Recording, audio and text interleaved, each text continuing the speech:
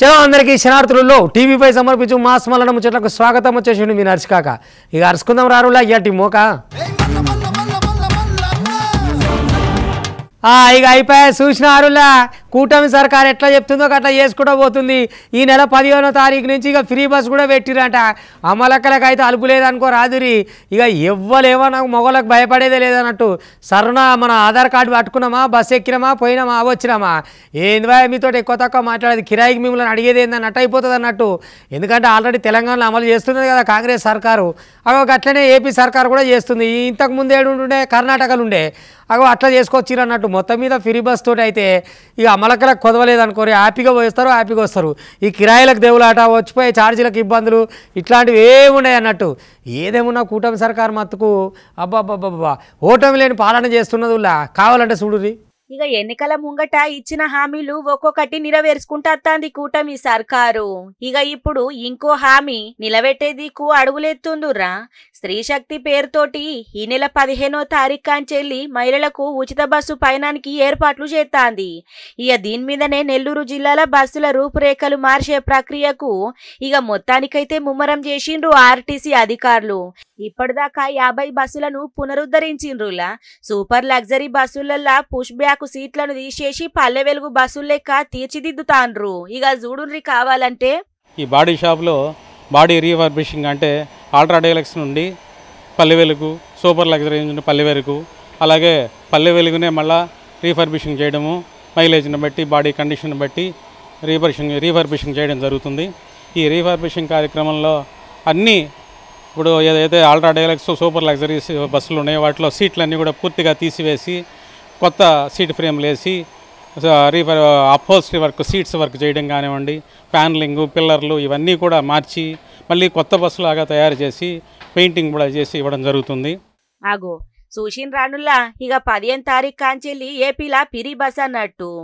Region పరిధిలా 7 డిపోలు ఉండంగా జిల్లా మొత్తం మీద 682 బస్సులల్లా నిత్యం 1,60,000 మంది ప్రయాణించంగా ఇక గీళ్ళల్లా 65,000 మంది మహిళలు ఉన్నట్లు అంచనా వేసిండ్రు.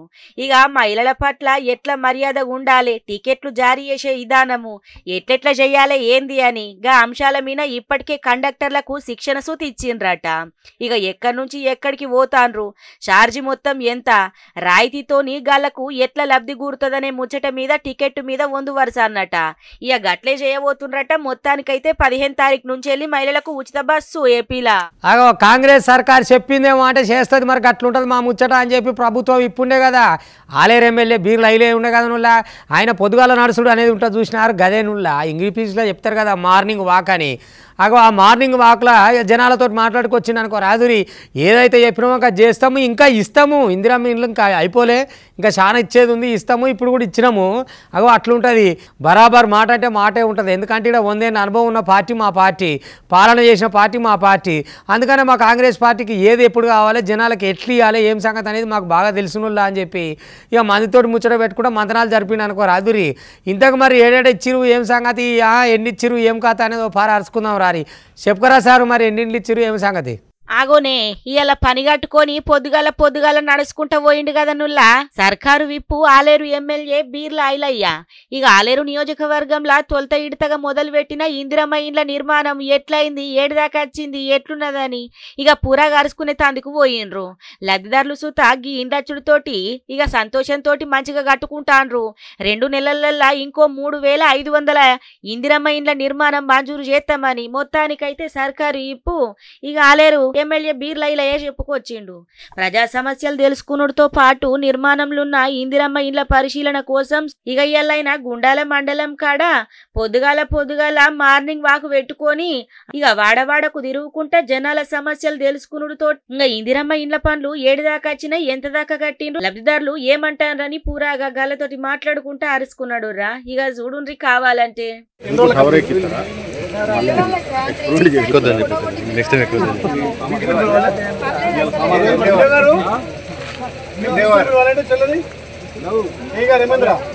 ఫోటో క్యాప్చర్ అయిందా?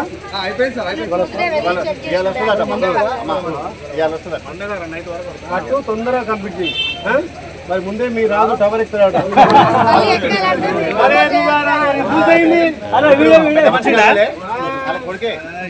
ఆగో గదన్నట్టులా కథ. ఇంకా ఏడన్న పైసలు లేకుండా ఇబ్బంది పడ్డోళ్లకు సిమెంట్ బస్తాలు ఇక పిరిగనే ఇప్పిత్తా అని హామీ సూత ఇచ్చిండు. ఇక పోయిన కారు పార్టీ మీద దండిగానే గరమైండు కదా. ఇక 10 ఏళ్ళు అధికారంలోండి ఇండ్లు లేని పేదోళ్లకు పట్టించుకోకుండా పోతిరి. అగిత్తమిగిత్తమని నమ్మినాన పోతే పుచ్చి పుర్రలయ్యన్నట్టు చెప్పిండ్రు మీ మాటలు. ఇక కట్టినిండ్లను ఇయ్యకుండా గట్లిడిసబెట్టిండ్రు. ఏమిట్లకేం కాకుండా పురాగా చేయకుండా నడుమింట్లకి ఇడిసబెట్టిన పాలన మీది అని చెప్పి గరమైండులా. ఇంకా ప్రజాప్రభుత్వమే కాంగ్రెసు అధికారంలోకి రాగానే ఇండ్లు లేని పేదోళ్ళందరికీ ఇండ్లు కట్టియాలన్న లక్ష్యంతో ఇందిరమ్మ పథకాన్ని పట్టుకొచ్చినాము. ఇల్లు కట్టుకుంటున్న పేదోళ్ళ కండ్లలో ఎంతో ఆనందం కనబడుతుంది ఇయ్యాల అని చెప్పి మొత్తానికైతే గీ తీరుగా మాట్లాడుక వచ్చిండు. అయ్యో ఇక చెప్తట్టు నాది తెలుగు రాష్ట్రాల మీద ఆనలు జోరు కూర్చొని ఉన్నాయట. ఎప్పుడు చినుకు లటక్కువని దుంకేది తెలియదు, ఎప్పుడు చిత్తడయ్యేది తెలియదు. ఇక హైదరాబాద్ పట్టణం గురించి నాయన వామ్మో నేను చెప్పేటట్లేదు. అబ్బాబాబా ఏమి రోడ్లు, ఏం అందం, ఏం కథ. చినుకు పడితే సాలుగా స్విమ్మింగ్ పూలే అనుకో రాత్రి హాయిగా పడవల వ్యాపారం పెట్టుకుంటే నడుస్తట్టే ఉన్నది. మొత్తం మీద అయితే ఇచ్చట పడవలు రెంట్కి ఇయ్యబడును అని చెప్పుకుంటే, ఎందుకంటే కార్లు కూడా పడవలైపోతున్నాయి కదా. అగో గంత చక్కదనం ఉన్నాయి రోడ్లు, నీళ్లు. చినుకు పడితే ఓ బాధ, చినుకు పడకపోతే ఓ బాధ. చినుకు పడకపోతే ఏం బాధనే అని అన్ని ముచ్చట చెప్తావు నువ్వు అని మీరు అనుకుంటుండొచ్చు కదా. చినుకు పడకపోతే ట్రాఫిక్ జామ్ అవుతుంది, చినుకు పడ్డా ట్రాఫిక్ జామ్ అవుతుంది. చినుకు పడ్డా ట్రాఫిక్ జామ్ అయినా కూడా మళ్ళీ రోడ్లతో ఒక బాధ ఉంటుంది. అగో గది కథ చూద్దాం రా. ఇక ఊరు గొప్ప పేరు దిబ్బ అన్నట్టున్నది పరిస్థితి పట్నంది. మరి లేకపోతే ఏం దూర్రా. ఇక చూడుండ్రి ఎక్కడికక్కడ ఆనలకు రోడ్లు కొట్టుకపోయినాయి అంటే ఏమన్నట్టుర్రా. పేరుకేమో పెద్ద పట్నంకేం డోకా పర్వాలేదన్నట్టు చెప్పుకత్తారు.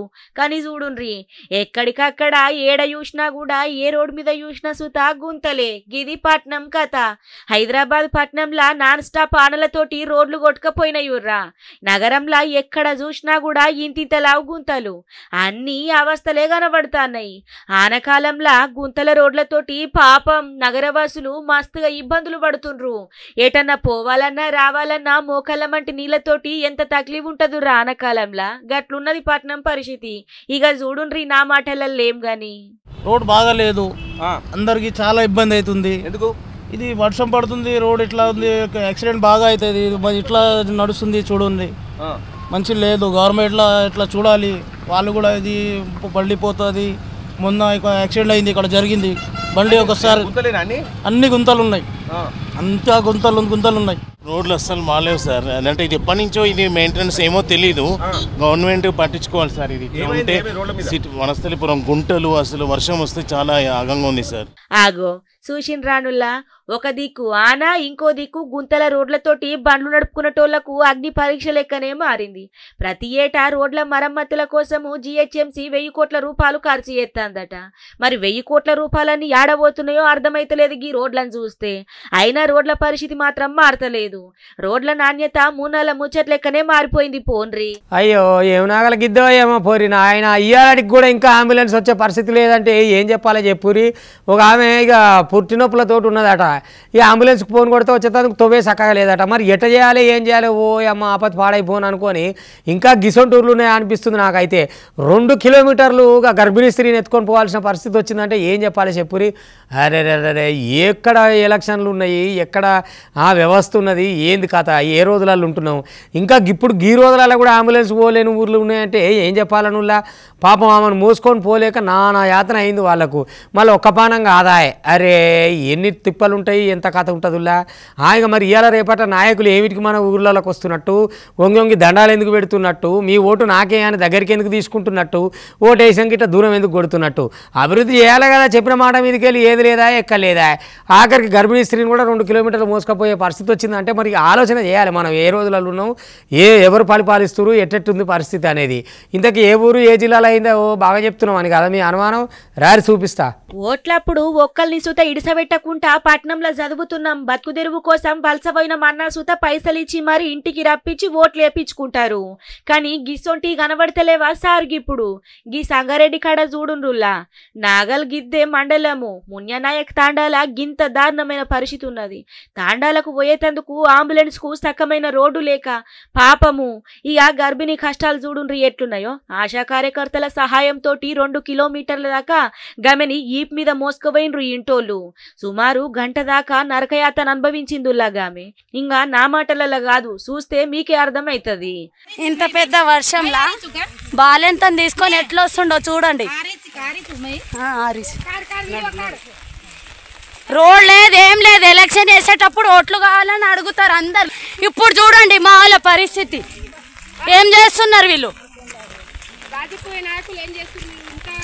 సర్పంచ్ కావాలి, ఇది కావాలి, అది కావాలని అడుగుతారు. ఆగో చూసిన రానుల్లా, ఇక నడిచేది నడిమిట్లా ఆడపిల్లకు జన్మనిచ్చిందట. ఇక అటెనక సిక్కి అంబులెన్సులా నారాయణఖేడు సర్కారు దవాఖాన్లకు పట్టుకపోయినరట. ఇక కొన్నేళ్ల కాంచెల్లి రోడ్డు వేయాలని చెప్పి ఎంత కోరుతున్న సుత ఎవ్వరు పట్టించుకుంటలేరట. ఊరోళ్ళు మస్తుగా బాధపడుతాన్రు, కోపానికి సుతత్తాన్రు. ఎలక్షన్లప్పుడు బగ్గయాది కత్తంగాని గిసోంటి ఆపద సాబదలుంటే కనబడతలేమా అని. మరి వచ్చినప్పుడు చూసుకోవాలే కదా. గింత అవస్థలు పడుతున్నప్పుడు ఓట్లేసి గెలిపించుకున్న నాయకులు ఇక ఎందుకులా ఉండి అని చెప్పి ఊరోళ్ళు మస్తుగా గరం అవుతుండ్రు. ఈడెవడో అత్తాపూర్ కొత్త బాబా నిజంగానే వచ్చిండులా. ఇక మరి వాళ్ళకు కూడా ఎసోటోళ్ళు దొరికిరికైనా బచ్చు పెద్ద పిచ్చయ్య, బచ్చు చిన్న పిచ్చయ్య, బత్తు లడ్డు పిచ్చమ్మ, అగో అట్లాంటి వాళ్ళు దొరికిరు. మీకు పైసలు వస్తాయి, మీకు బంగారం వస్తుంది, ఇక నీకు ఎందుకు మాది మాకు అప్పచెప్పు, నీది నీకు డబల్ అయితే అని చెప్పటాలకు మొత్తానికి సొమ్ము అప్పచెప్పిరు. ఇక మూట ముల్లే పలానా రోజులు ఇప్పమన్నాడట ముహూర్తం చూసుకొని. ఇక ముహూర్తం చూసుకొని ఇప్పినాక ఏమున్నది, కాలిపోయిన చీకులు, ఇరిగిపోయిన పెంకలు ఇవే ఉన్నాయట. ఓ దేవుడా, ఇది ఎక్కడి కాత, ఏం కార్ఖానా ఎత్తి వెనక చీరు కొట్టుకుంటే ఏమొస్తుందిలా. ముందుగా ఉండాలి, మంత్రాలకు చింతకాలం రాయాలి అని ఏ పొద్దు నుంచో చెప్తున్నాం. మళ్ళీ గట్టనే బాబా ఈయన బంగారం అవుతుంది, డబల్ అవుతాయి అని మన గద సినిమాలు ఉంటుంది కదా, ఇందిరా సినిమాలా చిరంజీవి సినిమా ఉంటుంది చూడు, బ్రహ్మానందం ఇట్లా మంచి బంగారం అంతా మూట కట్టినాక లోపలికి తీసి మళ్ళీ మధ్యలో నేపితే ఆగమవుతుంది అని చూసినావు. అసలు పెంకాసులు వెళ్ళి అటు ఇక చూడరు కథ. రావాలే బాబు రావాలే, ఒకటిస్తే 2 వేసిస్తా, 2 ఇస్తే 4 వేసిస్తా. మీ దగ్గర ఏసోంటి ఆస్తువులున్నా సరే బంగారం అయితే బహుబాగైతుంది, ఎండైనా సరే ఏసోంటి తక్లీవ్ లేకుండా డబుల్ వేసిస్తా అని చెప్పి అత్తాపూర్ కొత్త బాబా లెక్కల్నే ఇక హైదరాబాదు పట్నంలో ఓ నకిలీ బాబా తెరలేపిండులా. ఇంకా హైదరాబాదు పట్నంలో ఉన్న బంజారా హిల్స్ లో ఇందిరా సినిమా సేమ్ అట్లే చూపించిండు ఓ నకిలీ బాబా. హిమాలయాలలో దొరికే మూలికలు భస్మము ఇక ఆయన దగ్గర ఉన్నదని దాంతో 2 కిలోల బంగారం తయారు చేసి ఇస్తా అని పట్టవగలు మోసం చేసిండురా. ఇక మరి గిసుంటోళ్ళని నమ్మి ఎట్లా మోసపోతారో అర్థం కాదు. గంతగనం బంగారం పెట్టుడంటే మామూలు ముచ్చట్నా చెప్పుండ్రి, అసలే బగ్గ పిరమున్నది బంగారము. ఇక బంజారా హిల్స్లున్న గోపాల్ సింగ్ అనటైన ఇంటికి సామీజీల ఏషంలో వచ్చిండ్రట నాగపూర్కెంచి.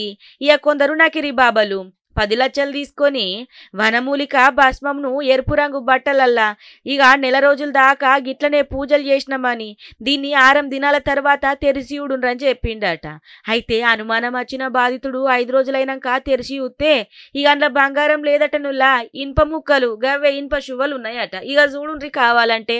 దారిలో ఎమ్మెల్యే కాలనీ 12 రోడ్ నెంబర్ 12 అక్కడ యేసుక్రీస్తు ఆఫీస్ దగ్గర కలిసి మాకు నచ్చ చెప్పి గిట్ల సంగతి మాకు వనమూలి తీసుకొని మీ అదృష్టం బాగలేదు, గరీబులు ఉన్నారు, మీరు ఈ కొన్ని మందులు చెప్తాము, ఆ మందుల ద్వారా మీకు మీ పేరు మీద బంగారం వెళ్తుంది, అది ఇస్తే ఆ పండుగలు తీసుకుని మీరు చెప్పిన పండుగలు తెచ్చుకుంటే కొన్ని తక్కువలే ఉంటాయని నమ్మించి తర్వాత మాకు కనీసముగా 5,70,000 వరకు మోసం చేసి దాని ద్వారా బంగారం తీసి అరెస్ట్ చేసి. ఆగో అచ్చం ఇంద్ర సినిమాలైనట్టే ఉంటది కదా నుర్రా. ఇక గా సినిమాలో కూడా పెయినిండ బంగారం వేసుకొని పోతే 1కి 2 చేసిస్తాం, డబల్ చేసిస్తామని చెప్పి ఇక మూటల మొత్తం పెట్టుకొని నీళ్ళలో పోయిన తర్వాత ఇక 2 చేసిస్తామని చూస్తే మొత్తం కాకి బంగారము కర్రెగా అయినట్టు వస్తుంది. ఇక గిట్లున్నది గీళ్ళ కథ సూత. ఇక దీంతో గుండె జల్లుమన్న గోపాల్ సింగ్ బంజారా హిల్స్ పోలీసోళ్లకు ముచ్చట చెప్పిండ్రు. ఇక రంగంలోకి దిగిన పోలీసోళ్ళు గా 3 అరెస్ట్ సుత చేసిండ్రట. ఇక అసలైన నిందితుల కోసము ఎంకులాడుతుండ్రట జర పైలం గీసొంటి దొంగ బాబాలతోటి. ఏం చెప్పాలి, ఎట్లా చెప్పాలమ్మా, అధికారులేమో అగో అంటురు, రైతులేమో ఏదో అంటురు, ఎటు చూసినా ఎక్కడేమి లేదు.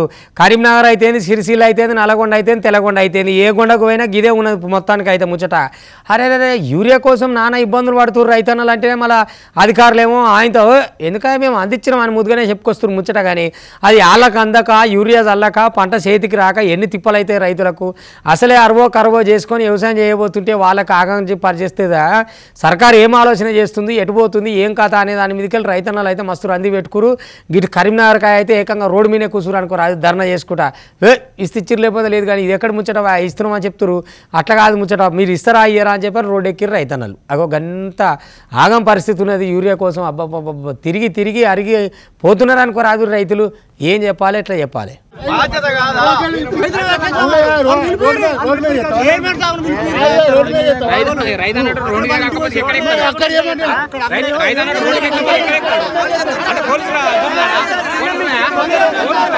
అయ్యో తెలంగాణలా రైతుల గోసలు అన్ని ఇన్ని కాదుల్లా పాపం చెప్పబోతే ఒడిస్తట్టు లేదు కదా. తెలంగాణలా యూరియా కట్టాలు గట్ల ఎంటాడుతున్నాయి పాపం. పంటేసి నెల రోజులు అవుతున్నా సుత ఆనలు మంచిగా గురవక ఓ దిక్కు ఇబ్బందులు పడతా అంటే ఇంకో దిక్కు యూరియా దొరకక నానా కట్టాలు పడతారు రైతన్నలు. మీరు మాకు బాధ ఏంటంటే మాకు ప్రభుత్వం మాకు ఆసాములకు మొత్తం యూరియా బత్తాలు కరువైన మందులు ఎరువులు అన్ని మాకు ఫుల్లా దొరకాలి.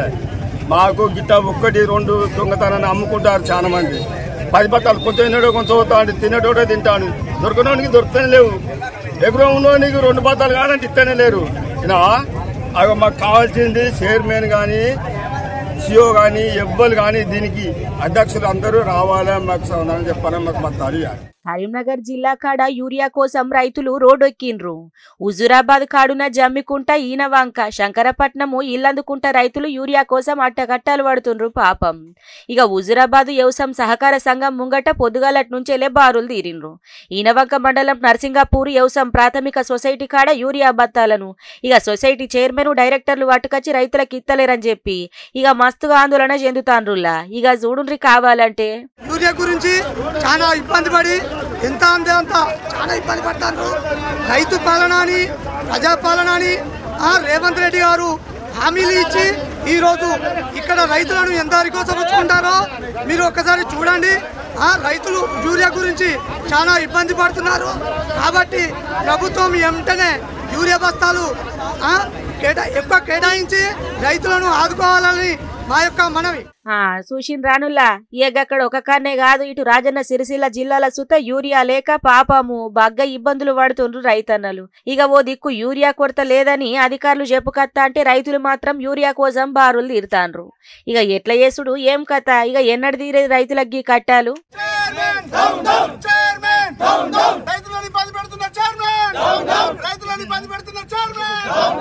వామ్మో ఇక్కడికెళ్ళి అక్కడికెళ్ళి వస్తలేరుగా, బతుకు తెరువుకు మంచి మంచిలో వస్తారు, బయట రాష్ట్రాలకు వెళ్ళి వస్తారు అట దొంగలు.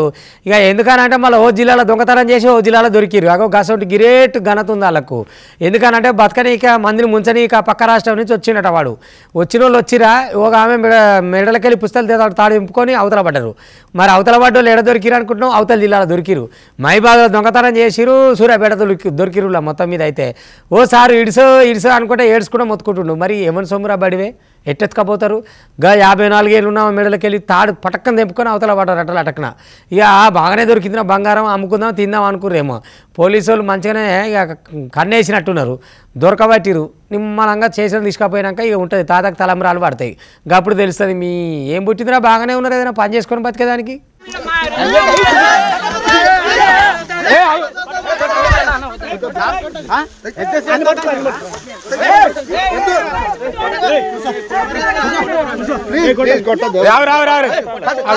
కట్టం సాతగానోళ్ళు పెయ్యొంచనోళ్ళు జల్సాలకు అలవాటు పడి దొంగతనాలు చేసుకుంటా పాపం ఇక కట్టబడి సంపాదించుకున్న సొమ్మును దొంగతనం చేసి గల కన్నీరు మిగులుతాన్రులా. ఇగో గీ ఊరి పేరు మాటేడట, సూర్యాపేట జిల్లా పోలుమలకాడ. ఇక మొత్తానికైతే దొంగతనం చేసి వారిపోంగా పట్టుకున్నారు ఊరోళ్ళు. ఇక మాటేడు ఊర్లే ఒక ఆమె మెడల నుంచి వెళ్ళి పుస్తెళ్తాడు గుంజుకొని పోయినరటనులా. దొంగలు ఉత్తరప్రదేశ్ లెక్క గుర్తుపట్టిండ్రు. ఇగో ఆఖరికైతే దొరికిండ్రు మోతేవార్లు. ఇక దండిగానే దంచుతాండ్రు లా చూడుండ్రి.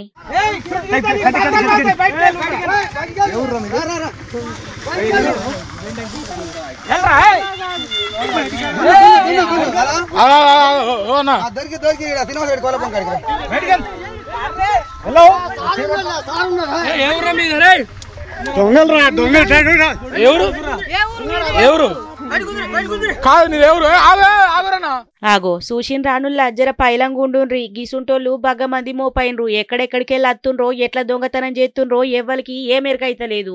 ఇక రైతుల సహాయంతో ఉరుకురికి పట్టుకున్నారు కాబట్టి నయమైంది, లేకపోతే ఎంత ఇదయ్యేది చెప్పుండ్రి. అసలే బంగారంకు బగ్గ రేటున్నది. ఇక మరి మెడలకెంచి గిట్ల గుంజుకపోతాన్రట. ఓ ఆకిల్ లేదు, ఇల్లు లేదు, బడి లేదు, గుడి లేదు, ఏం లేదు. దొంగతనాలు చేసుట్లా బగ్గ మోపైన్రు పోండ్రి దొంగలు.